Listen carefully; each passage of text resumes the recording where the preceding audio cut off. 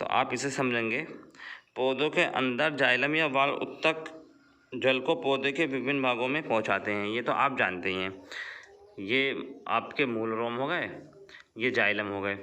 ये जाइलम द्वारा पौधों में जो विभिन्न भागों में जल पहुंच जाता है। फिर इसके बाद क्या होता है, जड़ों में छोटे छोटे धागनुमा संरचना होती है, आप जानते ही हैं। इस धागे को हम मूल रोम कहते हैं। ये जो मूल रोम होते हैं मिट्टी के कणों के बीच जो पानी के कण होते हैं इनके सीधे संपर्क में होते हैं।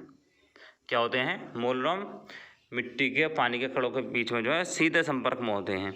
मूल रोम के अंदर जो जीव द्रव्य होता है उसमें जल की सांद्रता मिट्टी की बीच की जो सांद्रता होती है उससे इसकी सांद्रता कम होती है। ठीक है, यानी जीव द्रव्य जो होता है ना उसमें जल की सांद्रता मिट्टी के कणों के बीच जो सांद्रता होती है उससे कम होती है। तो फिर क्या होता है, इसकी वजह से ही जब इसकी सांद्रता कम है तो इसकी वजह से उस पानी के कण अंदर प्रवेश कर जाते हैं। ठीक है, पानी के कण अंदर प्रवेश कर जाते हैं,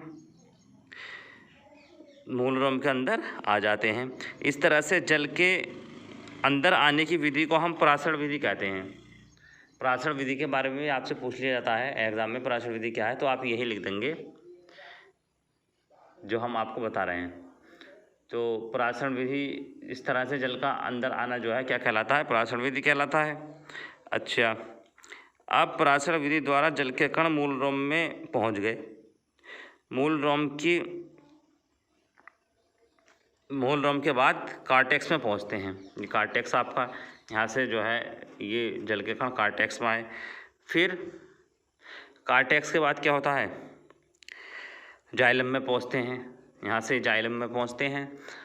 फिर पौधों की पत्तियों में जल वाष्प का उत्सर्जन होता है। जो ये आपका ये जाइलम में होता हुआ ये यहाँ पर जा रहा है ना, मान लो यहाँ पर पत्तियाँ हैं पौधों में, तो यहाँ पर एक वाष्पोत्सर्जन की क्रिया होती है पौधों में। तो वाष्पोत्सर्जन जो होता है ना उसकी होने की वजह से पत्तियों में पानी की कमी हो जाती है या पौधों के अन्य भागों में पानी की कमी हो जाती है। इस कमी को पूरा करने के लिए जाइलम द्वारा नीचे से पानी जाएगा। जाइलम द्वारा ये जो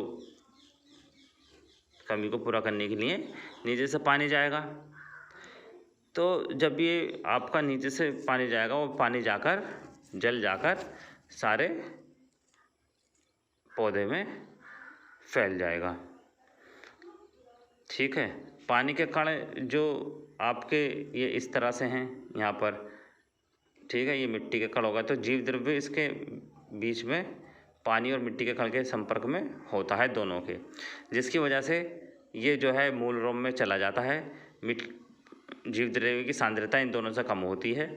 मूल रोम में जाकर ये फिर कोर्टेक्स में, कोर्टेक्स के बाद ये जाइलम में, जाइलम से फिर ये यहाँ पर पत्तियों में जो जल का वाष्पोत्सर्जन होता है वहाँ पर पानी की कमी हो जाती है। उसे पानी की कमी पूरा करने के लिए पूरे भाग में जल फैल जाता है।